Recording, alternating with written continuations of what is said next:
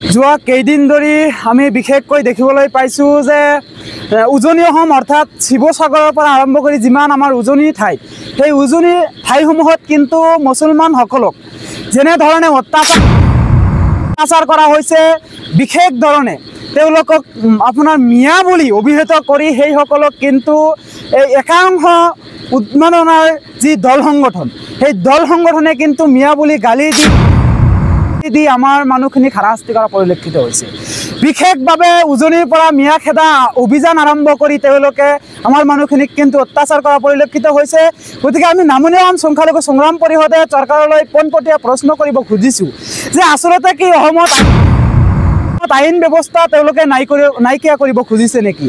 এই শৃংখল চলিহা জিতু বৰুৱাহঁতৰ দৰে এক পাপিষ্ট যিসকল ব্যক্তি তেওঁলোকৰ হাতত কি আইনখন গতাই দিব খুজিছে নেকি?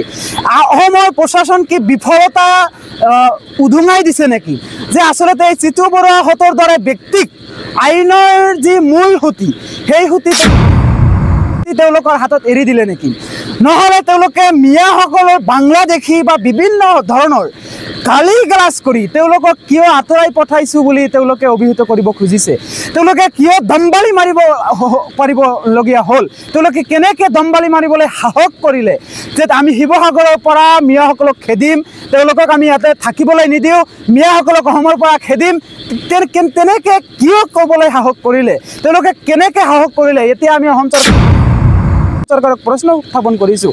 বিশেষভাৱে যিসকলে মিয়াসকলে প্ৰেমিক হ'ব খুজি আছে তেওঁলোকে এতিয়া কাণ সাৰ দিয়া নাই কিয়? তেওঁলোকৰ কি চকুত পৰা নাই নেকি? তেওঁলোকে আচলতে কি চকুত দেখি তেওঁলোকে চকুৰ কোলাৰ ভাও ধৰিছে নেকি?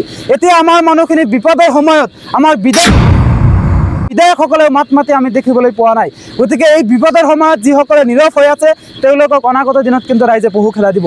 গতিকে আমি চৰকাৰলৈ আহ্বান জনাইছোঁ যে অসমৰ আইন শৃংখলা অতি সোনকালে বৰ্তাই ৰখাৰ কাৰণে চিন্তা চৰ্চা কৰিব লাগিব আৰু এই শৃংখল চলিহা আৰু চিটি বৰুৱাক গ্ৰেপ্তাৰ কৰক, নহ'লে কিন্তু অসমৰ পৰিস্থিতি ভয়াৱহ হোৱাৰ এটা সম্ভাৱনা আছে। গতিকে আমি নামনি অসম সংখ্যালঘু সংগ্ৰাম পৰিষদে চৰকাৰলৈ এইটো আহ্বান জনাইছোঁ।